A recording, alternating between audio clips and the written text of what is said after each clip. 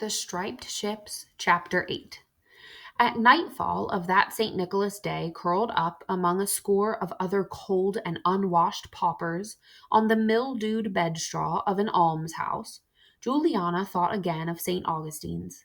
Edgar, caught at noon as he hurried across the cloister to sext and high mass, had promised to arrange her journey to Winchester among the sub-prior's company, and somehow, with the help of God and Christ Church Priory, to look after her meanwhile. He insisted she need not turn anywhere else. For the present, she must get daily bread from the almoner and sleep in the Priory's almshouse, close outside the walls on Turnagain Lane.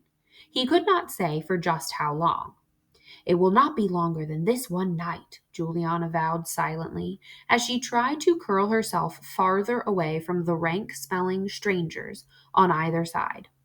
Let Edgar say what he will. Let Wulfric protest. I shall ask at St. Augustine's on the morrow. If it be slave's work, well then, I will do it. Anything but alms and this stinking straw. In a fortnight or two, it would all be behind her. She would be on the road to Winchester. Instead of comfort, the thought brought a sinking, bitter feeling, which she tried to throw off. Is it not what I always intended? She asked herself. I must go to my mother. What else is there? Never mind Uncle Robert. I will not heed Uncle Robert. I will not mind what he tells me. There will be Nurse Editha too, and Ragni, and Lustwin, pieces of the old life. And maybe Wulfric is right. Maybe they will all come back here with me. The bitter, dragging feeling remained. She could not argue it away, nor put a name to it, but it felt like defeat. She was wakened by St. Saviour's bell, loud and close across the road, ringing. She thought at first for nocturnes, but it was too wild, too loud, too erratic, as if the ringer had tugged hard and frantically, and then fled, and there was a growing hubbub of voices outside in the lane. Around her, others were rousing, scrambling up to cluster around the unshuttered window. And beyond their heads, beyond the black silhouette of the priory walls, she saw the red glow lightning in the sky. There was fire, a big fire, in the monastery. It might be in St. Saviour's itself. She stumbled to her feet, pushed her way out of the house. She reached the lane just as the bell ceased, and the north tower, which she could see now bathed in flames above the dark wall, collapsed with a terrifying, fluttering roar and a final jangle of noise. Wild with panic for Wulfric, she ran, heedless for the main gate, found the gatehouse aflame, and turned back to run the other way, to the small gate by the cellarer's storehouse which stood open, with figures crowding out through it, hampering her as she struggled past. Inside the walls, monks, guests, novices, schoolboys ran in every direction, black shapes against the garish light. She stumbled toward the day stairs, then swerved away instead of toward the warming room. She knew that was foolish and halted, half sobbing and grasping after her scattered wits. There was no way to know where to search. He might be anywhere. He might be burned in his bed already. She seized the arm of one of the small boys rushing by. She clung fiercely until he stopped struggling and turned a bewildered, frightened face. "Wulfric! Where is Wulfric?" she demanded. He shook his head, mouthing words she could not hear over the fire's roar, then tugged again and he was free, darting away. She turned, watched for another boy, and captured him. This one only burst into tears and struck at her. The third waved his free arm toward a building behind him and shouted something. Under his other arm, as he pulled away, she saw the edges of a book. One of the brothers dashed past him, carrying a stack of them. The library. They were trying to save the library.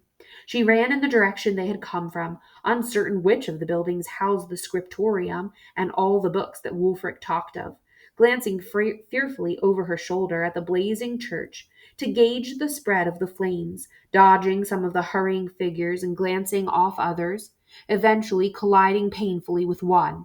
And it was Wulfric. He was clutching 2 books and a roll of vellum, and he fought blindly to get past her until she shook him and yelled his name. He stared a moment, then went limp and thankful, burrowing his head against her. Together they fought back to the gate and eventually through it. Once in Sun Street, they turned to stare at the chaos behind them, both gasping for breath and Wulfric sobbing and choking. The church! It's ruined! The choir's gone! The nave's gone!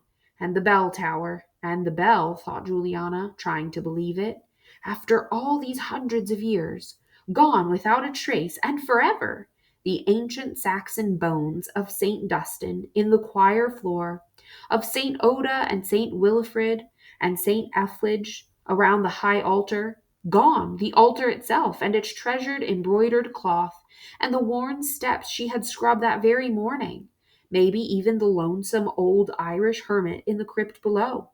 If William had not visited Christ Church before Vespers yester-eve to say his prayers, he would get no second chance. Wulfric's keening tally went on. The Priory's lodging? It'll be next. And the chapter house? And maybe the dorter and all our beds, though we saved some books. How did it start? Who knows? There was straw piled against the south tower. Some say a torch was left too near the cloister thatch. How does any fire start? In truth, how not, thought Juliana.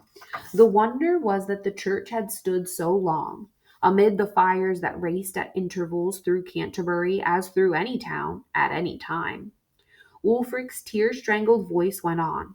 God knows what will be left, or how they will keep the school now, or where the prior is to shelter. Juliana hugged him close and kept silent, her eyes on the flaring, hectic glow. God knows where you will shelter, she thought, or Edgar, or that almoner who is to feed me. Certainly there would be no bread given at the window tomorrow, or for days to come, nor would there be a company setting out for Winchester in a fortnight, or even a 12-month, to bring a visiting abbot here to this destruction. The future had again shrunk to tomorrow, and again she did not know whether relief or panic was uppermost in her mind. Maybe the abbey will take you in, she said. Wulfric went still, and then twisted his head up to look at her. Do you think so? I do, then. All the brothers? All they can. Some brothers have kin in the town as well. Yea, so, that is so. Some of the boys have too. It was an idea that fought gloom. Wulfric untangled himself and his books and vellum, and stood again beside her, watching the flames. The heat was fierce on their faces, winter still cold on their backs, but there was no wind now, and presently Juliana felt the first drops of a quiet rain. God willing, some of the buildings would be saved, and the brothers would manage somehow with what was left. God willing. A few hours ago it had seemed God's will that she start for Winchester in a fortnight. Now it appeared God's fickle will had changed, and she was to stay in Canterbury, with or without a living, with or without a bed. So be it then, she thought, but I'll have no more of alms or almshouses. As God lives, I will sleep in the meadow rather, with the woolmonger's sheep. But I will sleep somewhere. I will eat somehow. They shall not defeat me again. She did not ask herself who she meant by they. She meant Normans, those bare-naped, leathern-clad marauders on their tall horses, and the crown-snatching man they followed. No matter that these flames were not Norman flames. No matter that it was old Colruna, not Norman soldiers, who had deprived her of a roof this time. She would never have been under that roof, never in need, never facing a future as unintelligible as the marks on Wulfric's writing board, except for Normans. They will not stop me, she vowed again. I will find a future. I will make one. Here, then, if God wills it, I will go tomorrow to the Abbey.